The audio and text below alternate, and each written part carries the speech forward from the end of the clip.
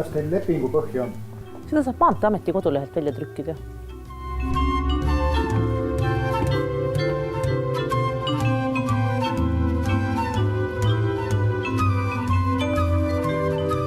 Meil see internet otsa.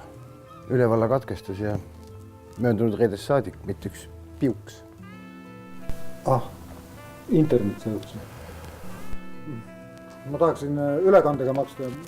Mis teie konto number on? Mitte, et ma ei tahaks anda, aga ei ole mõtet, seepärast meil see konto täis ja mitte kuidagi enam juurde ei mahu. Äkki saab kuidagi nii, et toote sularahas. Sõlmi alati kirjalik ostumüügileping 2 eksemplaris ning soovitavalt tasu pangaülekandega. Lepingus fikseeri auto müüja, hind, sõiduki andmed, lisavarustus, seisukord ja läbisõidunäit. Lisaks tuleks lepingusse kirja panna kõik, milles ostja ja müüja on kokku leppinud. Pangaülekandega tasudes jälgi, kes on raha saajaks. Kas lepingus olev isik ja müüja on ikka samad. Väldi võimalusel sularahatehingut.